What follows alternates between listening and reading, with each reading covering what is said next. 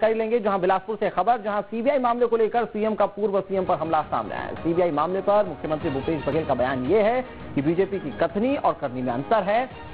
बड़ी बात जो उन्होंने कही वो ये कि छिन्न होती जा रही है डॉक्टर साहब यानी कि डॉक्टर रमन सिंह की याददाश्त। आगे उन्होंने कहा कि 2012 में बैन के लिए खुद ही उन्होंने पत्र लिखा था और जिन सवालों को लेकर कांग्रेस अब तक छत्तीसगढ़ में घिर रही थी उन सवालों को अब बीजेपी को झेलना होगा, क्योंकि 2012 में खुद तत्कालीन मुख्यमंत्री जो कि बीजेपी के थे डॉक्टर रमन सिंह, उन्होंने ही पत्र लिखकर सीबीआई के बैन की मांग की थी।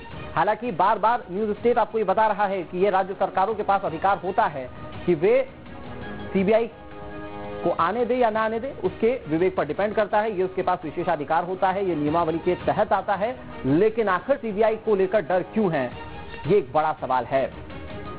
आदित्य नामदेव हमारे सहयोगी लगातार हमारे साथ बने हुए हैं और श्रेया पांडे भी हमारे साथ इस पर ज्यादा जानकारी के साथ जुड़ चुकी हैं। पहले श्रेया, आप ही का रुख करते हैं, क्या कुछ कहा यहाँ मुख्यमंत्री भूपेश बघेल ने और इसके मायने क्या निकाले जा सकते हैं? क्या एक बेहतर तरीका मिल चुका है कांग्रेस को सीबीआई को लेकर? जो तमाम सवाल कांग्रेस से पूछे जा रहे थे उन सब मामलों को लेकर एक बेहतर तरीका मिल चुका है कि 2012 को जो हुआ था वो सामने रखा जाए और बीजेपी से जवाब लिया जाए।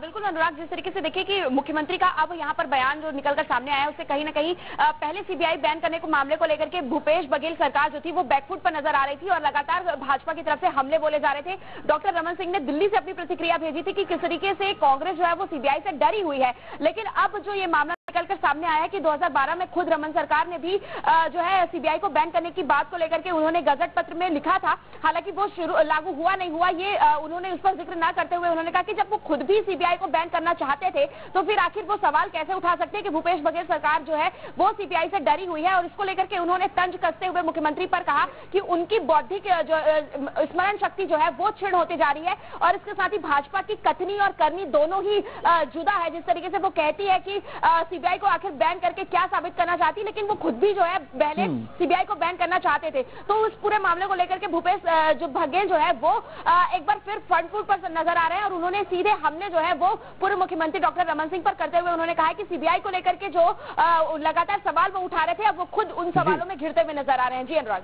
श्रेया बने रहिए हमारे साथ। आदित्य हमारे सहयोगी लगातार हमारे साथ बने हुए हैं। आदित्य, क्या एक बेहतर विकल्प है? समझ में आया कि इस पूरे मामले को और हवा देने की कोशिश की जा रही है, कांग्रेस को और घेरने की कोशिश की जा रही है, लेकिन शायद रमन सिंह ये बताना भूल गए प्रधानमंत्री को कि हमने खुद इसकी संस्तुति कभी की है किसी जमाने में और ये शायद ज्यादा बड़ी फजीयत बन चुका है बीजेपी के लिए।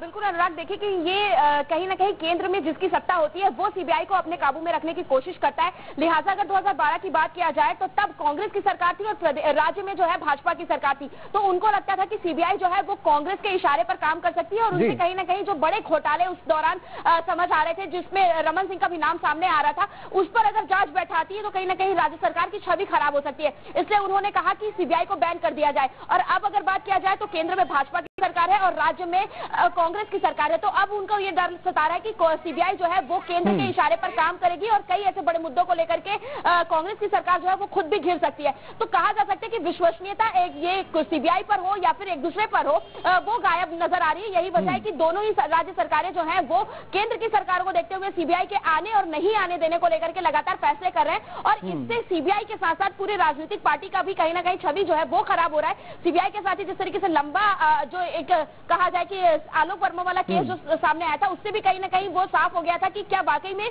पॉलिटिकल पार्टी के दबाव में सीबीआई रह करके लेकिन श्रेया और आदित्य, आप दोनों इस बात से इत्तेफाक जरूर रखेंगे कि जिस तरीके से सरकारें ये फैसला ले रही हैं, जब चुनाव होता है तो वो ये कहते हैं कि मौजूदा सरकार का हम पोल खोलेंगे अगर हम लोग सरकार में आते हैं तो, लेकिन जब सरकार में आते हैं तो ध्यान में बहुत कुछ आ जाता है और शायद उसके बाद इस तरह के फैसले लिए जाते हैं कि सीबीआई को बैन कर दिया जाए। उसके बाद तमाम तरीके की तर्कबाजी होती है, तमाम तरीके की बयानबाजी होती है और राजनीति अपने चरम पर होती है। आप दोनों नजर बनाए रखिए और किस तरीके से छत्तीसगढ़ में इस पूरे मसले को लेकर राजनीति होती है, क्या कुछ प्रतिक्रिया होती है, हम आपसे तमाम जानकारी लेंगे। फिलहाल जुड़ने के लिए और तमाम जानकारी के लिए आप दोनों का बहुत बहुत शुक्रिया।